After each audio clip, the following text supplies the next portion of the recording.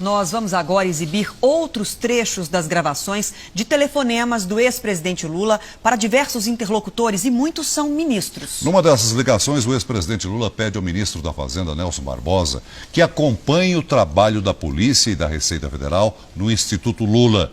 Deixa entender que a ação foi exagerada. É preciso acompanhar o que a Receita está fazendo junto com a Polícia Federal, bicho. Não, eles fazem parte, né? Eles são... Pois é, mas você precisa se inteirar do que eles estão fazendo no Instituto. Se eles fizessem isso com meia dúzia de grandes empresas, resolvia o problema da arrecadação do Estado. Sabe? Sei. Eu acho que eles estão sendo filhos demais. Sabe? Estão procurando pelo em ovo. Eu acho que era preciso, eu vou pedir para o Paulo Camoto tentar colocar tudo no papel, porque era preciso você chamar um responsável e falar que é essa. Vocês estão fazendo o mesmo com a Globo, o mesmo com o Instituto Fernando Henrique Cardoso, o mesmo com o Gerdau, o mesmo com o SBT, o mesmo com a Record, ou só com o Lula? Lula também foi grampeado em conversas com Lindbergh Farias, do PT. Pede que o senador cobre investigações contra a oposição. Então é preciso estar em cima deles e cobrar. É o seguinte, meu filho, eu tô com a seguinte tese, é guerra, viu? E quem tiver artilharia mais forte ganha. Em outro trecho, o ex-presidente reclama da Lava Jato e cita o senador Aécio Neves. Olha, eu vou contar uma história para você. Se é Andrade Gutierrez, o depoimento deles na delação da Andrade Gutierrez, eu estou te falando nesse telefone, certamente a Polícia Federal está gravando. Tá? Certamente esse telefone aqui está grampeado. Mas se a Polícia Federal e o Ministério Público, nessa delação da Andrade Gutierrez, não apareceu o PSDB e nem o Aécio, qualquer brasileiro pode dizer que a delação é uma farsa, é uma mentira. Em outras gravações, o ex-presidente pede ajuda para pressionar o procurador-geral da República, Rodrigo Janot. Primeiro, numa conversa com o senador Lindbergh Farias, reclama que o procurador de Rondônia, que também investiga tráfico de influência de Lula no BNDES, é acusado de agressão contra a mulher e permanece no caso. Ele também falou com Sigmaringa. O companheiro Rod Damos tem a história do promotor de Rondônia, que pegou um caso meu agora, que as mulheradas têm que ir para cima dele. Terça-feira tem que procurar o Janot e triturar. Lula volta a criticar Janot numa conversa com o advogado ligado ao PT, Sigmaringa Seixas. É porque ele recusou 4 pedidos de investigação a Aécio e aceitou a primeira de um bandido do Acre contra mim. Pois é, mas se fizer uma petição... Essa é a gratidão dele por ele ser procurador.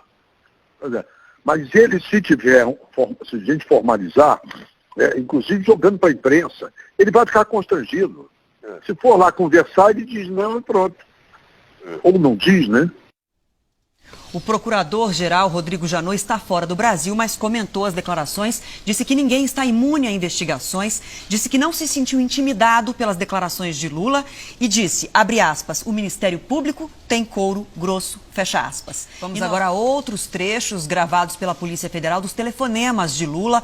Uma das conversas foi gravada no dia em que José Eduardo Cardoso deixou o Ministério da Justiça. Lula cancela uma viagem para Brasília e avisa o ministro Jacques Wagner. Oi, tudo bem? Ô Galego, deixa eu te dizer uma coisa. Eu estava pensando que não era o caso de eu não ir a Brasília hoje.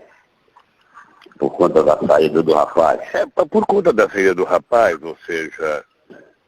Isso ela se preocupou ontem, ficou dizendo, depois vão dizer que ele só veio aqui para comemorar o Bota Fora. É isso, então eu acho que era melhor eu não ir. Deixar para a semana? Deixa para a semana, porque você veja, o Globo já tem editorial que era importante alguém responder. Sabe, editorial tenta em cima do governo.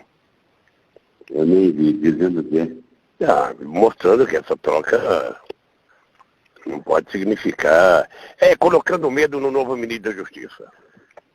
Não, e dizendo que eu que arrumei um cara para poder resolver o teu problema. Depois, com o ministro-chefe da Secretaria de Comunicação, Edinho Silva, Lula demonstra preocupação com as críticas ao novo ministro da Justiça. É importante você ficar atento, porque vai sair muita crítica à indicação do novo ministro. com o objetivo de encurralá-lo. É isso, é isso. O objetivo é encurralá-lo, ou seja, crítica da Veja, crítica do Globo, crítica da Globo, crítica... Ou seja, no fundo, eles querem evitar que qualquer ministro acabe com o vazamento da Polícia Federal. É isso. Um dia depois de ser levado à força pela polícia para depor, Lula ouve de um amigo, o cientista político Alberto Carlos Almeida, o conselho para virar ministro e escapar da Lava Jato. Eu acho, tá? Tem uma coisa que está na mão de vocês. É ministério, acabou. Sabe, eu acho que a vacilação da parte de vocês, estou falando genericamente, de um modo geral, tá? É uma guerra política, uma disputa política, um cara lá, juiz, etc., mas é um tucano, na verdade. Vai que esse cara é maluco e ousado o suficiente para tomar uma decisão nessa direção.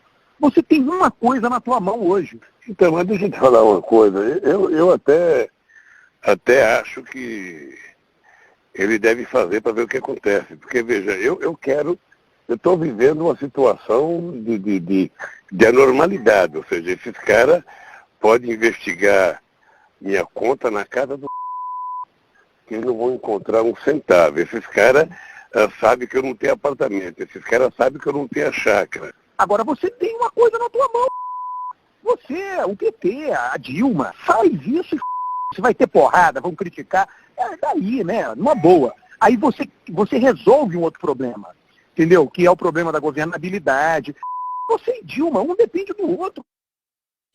Exatamente no dia em que foi levado para depor na Polícia Federal, em São Paulo, Lula recebeu um telefonema de apoio da presidente Dilma Rousseff. Reclama do espetáculo e considera exagero as decisões tomadas em Curitiba. É um espetáculo de pirotecnia sem precedentes, querida. É o seguinte, eles estão convencidos que com a imprensa chefiando, sabe, qualquer processo investigatório, eles conseguem refundar a República.